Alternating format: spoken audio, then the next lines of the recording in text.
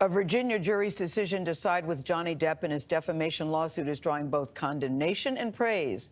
The verdict came after 6 weeks of very dramatic testimony from both sides. She claimed that he abused her, while he said she was the abuser.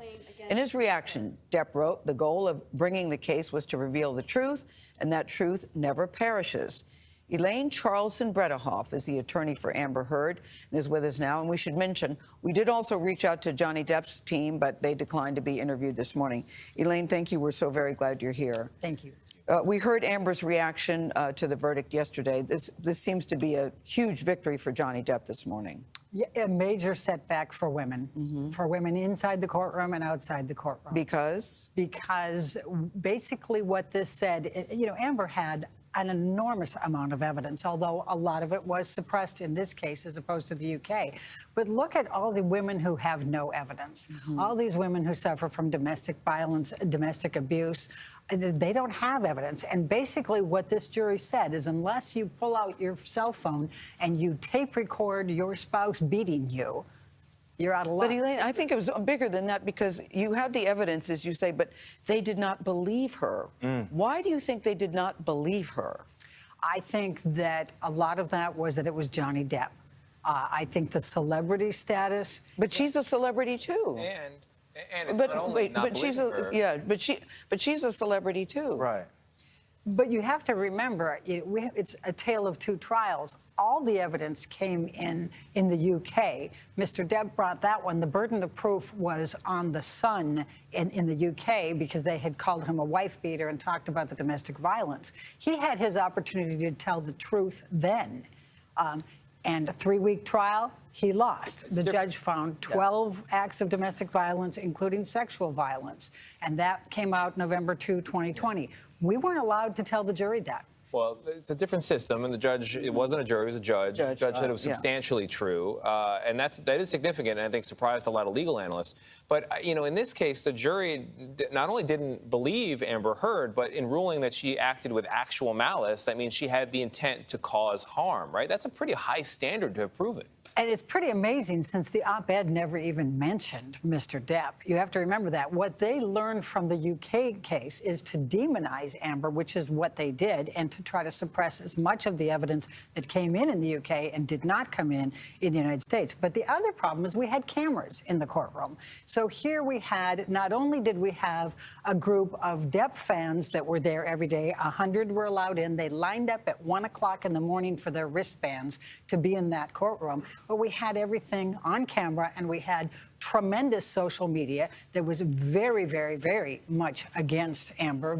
It was pointed out that that was the first time that a victim of sexual abuse had to testify on live television. And I fought hard and lost that battle. So, it should not have happened. So I am a former NFL player, and after a hard loss, it's easy to wake up and point to the other side.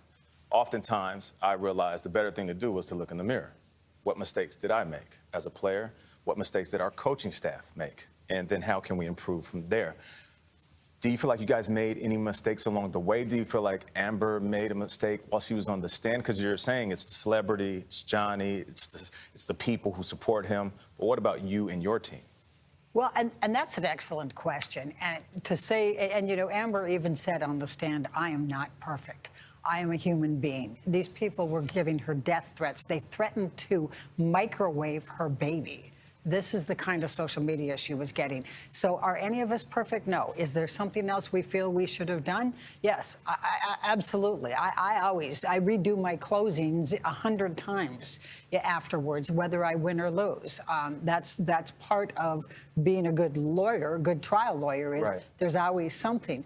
But I think that there were a lot of influences here that were beyond our control. And I think the social media, it was like a Roman Colosseum. Is the best way to describe the atmosphere here.